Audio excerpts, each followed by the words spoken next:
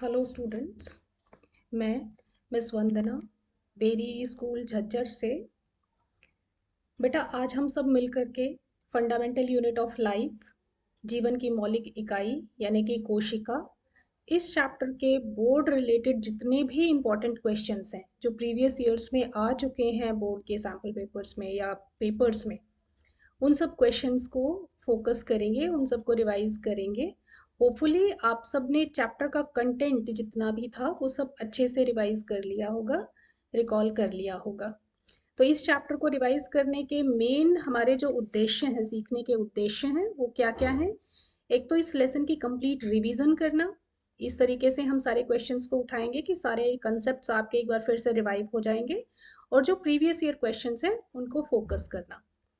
तो first question हमारे पास है बेटा, किस कोशिकांग को कोशिका का पावर हाउस कहा जाता है? जब हमने सेल के बारे में पढ़ा है तो सबसे पहले उसकी सारी सेल ऑर्गेनेलीज पढ़ी थी, और इन सारी सेल ऑर्गेनेलीज के फंक्शंस भी हमने पढ़े हैं। तो उन्हीं फंक्शंस को एक बार रिकॉल करते हुए हमें ये पता लगाना है कि ये जो गिवन ऑप्शंस हैं हमारे पास, ये जो चार ऑप्शंस हमें दिए हुए हैं, राइबोसोम, माइटोकॉन्ड्रिया, गोल्जी उपकरण या लाइसोसोम, इनमें से किसको कोशिका का पावर हाउस कहा जाता है? हमारा सही उत्तर है माइटोकॉन्ड्रिया। माइटोकॉन्ड्रिया को हम कोशिका का पावर हाउस कहते हैं। क्यों? एक बार फिर से रिकॉल करते हैं कि जो कोशिका है वो एक आम सजीव की भांति सारे जितने भी क्रियाकलाप एक सजीव करता है वो सारे क्रियाकलाप एक कोशिका भी कर सकती है। तो इसी तरीके से जो श्वसन का कार्य है वो भी एक कोशिका अच्छे से कर सकती है। तो माइटोकॉन्ड्रिया जो है वो कोशिका का श्वसन कराने में सहायता करता है। और श्वसन के दौरान क्या होता है कि जो भी हमने भोजन खाया होता है वो एटीपी की फॉर्म में, ऊर्जा की जो एक फॉर्म है, जैसे पैकेट्स की फॉर्म में चीज़ें हम ला करके स्टोर करते हैं, इसी तरीके से एटीपी की फॉर्म में जो ऊर्जा है वो हमारे शरीर में अलग अलग हिस्सों में स्टोर्ड होती है।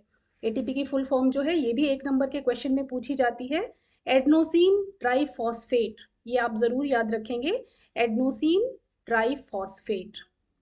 ठीक है, एक बार फिर से रिकॉल करते हैं, माइटोकॉन्ड्रिया को कोशिका का पावर हाउस कहा जाता है। तो हमारा सही उत्तर है बी। दूसरा क्वेश्चन क्या है हमारे सामने? पादप कोशिका का सही आरेख पहचाने। आप सबके सामने स्क्रीन पर चार आप लोगों को डायग्राम्स दिखाई दे रहे हैं, चार चित्र नजर आ रहे हैं, और इन चार चित्रों में अलग अलग जो है वो बॉडी पार्ट्स को इंडिकेट किया गया है, बॉडी पार्ट्स को दर्शाया गया है। जैसे माइटोकॉन्ड्रिया को दर्शाया है, इसमें क्लोरोप्लास्ट को दर्शाया है, राइबोसोम को दर्शाया है, न्यूक्लियस को दर्शाया है। तो जब हमने पाठ पढ़ा था तो हमने पादप कोशिका और जंतु कोशिका दोनों कोशिकाओं को चित्र सहित उनकी लेबलिंग और सारी चीजें हमने अच्छे से समझी थी। तो वही उसी चीज को, आपकी उसी नॉलेज को टेस्ट करने के लिए ये क्वेश्चन है कि आपने ये आइडेंटिफाई करना है कि जितनी भी ये लेबलिंग है क्या ये सही है। अगर आपने अच्छे से पढ़ा होगा तो आप बता सकते हैं, अच्छे से पहचान सकते हैं इनमें से कि कौन सा जो अंगक है, कोशिका का अंगक है, वो सही चिन्हित है या नहीं है। देखते हैं, ये देखिए, ये हमारी कोशिका का एक अच्छी तरह से जो नामांकित चित्र है वो है। ये जो ग्रीन ग्रीन आपको दिखाई दे रहा है यहाँ पर, ये क्या है? क्लोरोप्लास्ट। और ये जो बड़ा सा एक खाली कंटेनर सा हमें दिखाई दे रहा है इसके अंदर, ये है रिक्तिका। न्यूक्लियस, न्यूक्लियस नाभिक, नाभिक के अंदर ये न्यूक्लियोलस है। और साथ साथ ही जो ये देखिए, ये माइटोकॉन्ड्रिया है। कोशिका भित्ति, कोशिका झिल्ली, सारी चीजों को इस डायग्राम में अच्छे से दर्शाया गया है। तो इसके अनुसार हमने इन सारे चित्रों में से सही चित्र की पहचान करनी है। तो ये जो सी ऑप्शन है, जिसमें इस सी ऑप्शन में हमारे जितने भी ऑर्गेनेलीज थी, इन सारी ऑर्गेनेलीज को सही तरीके से दर्शाया गया है।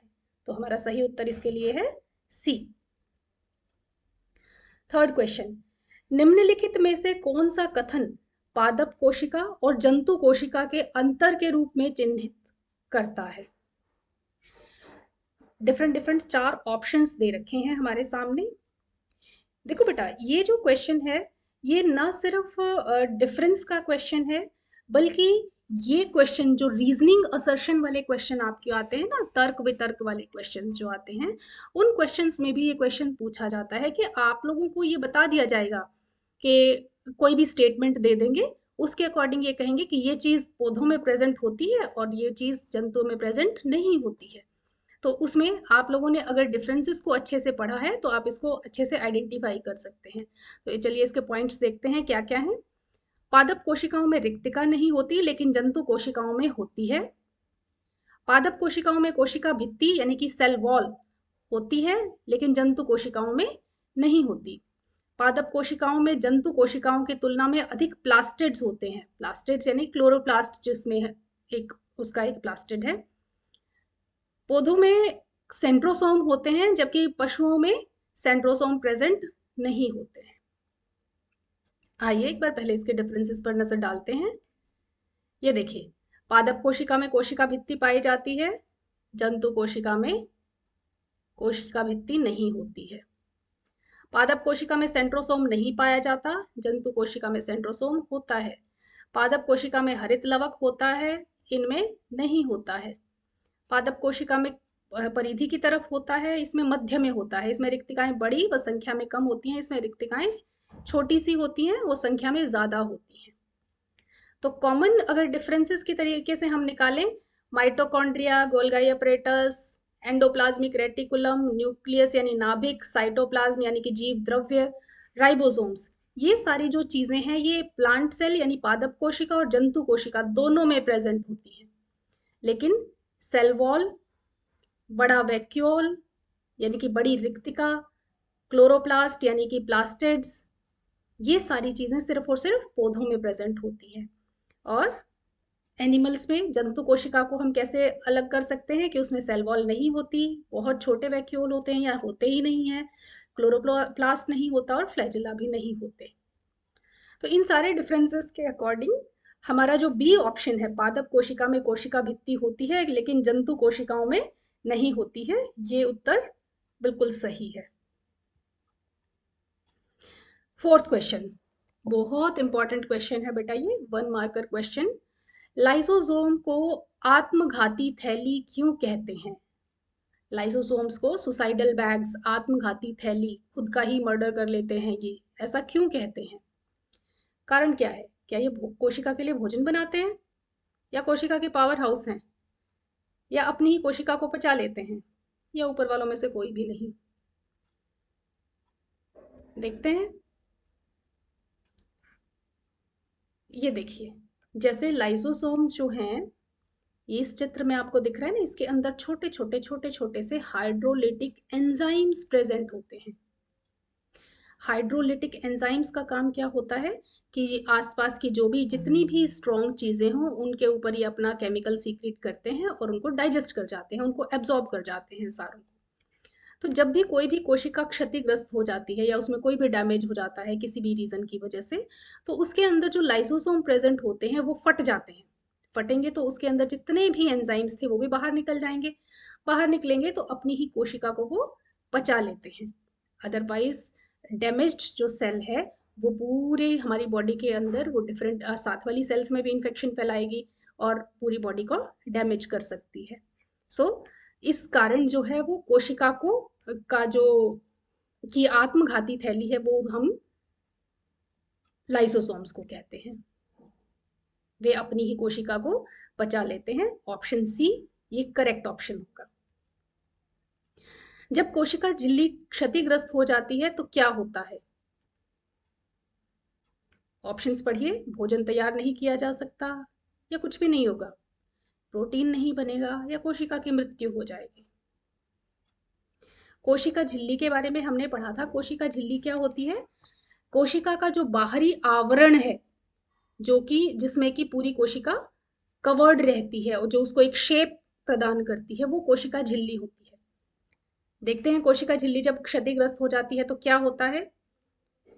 ये हमारी एक कोशिका है, जैसे डिटर्जेंट लिखा है यहाँ पर, या कोई भी और केमिकल मीन्स हो, किसी भी कारण से, किसी भी रासायनिक पदार्थ की उपस्थिति की वजह से ये जो कोशिका झिल्ली है ये रप्चर हो गई, इसमें इस छेद हो गए, टुकड़े टुकड़े हो गई, ये टुकड़े टुकड़े हो गई। तो क्या होगा, जितना भी इसके अंदर जीव द्रव्य भरा है या इसके अंदर इसकी सेल ऑर्गेनेलीज हैं, वो सब क्या होंगी, बाहर के वातावरण में एक्सपोज हो जाएंगी।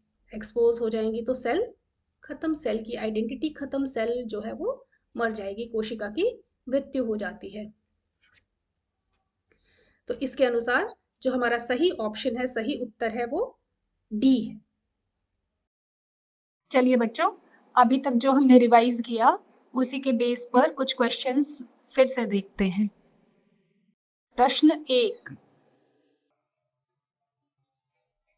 प्रश्न 2, धन्यवाद।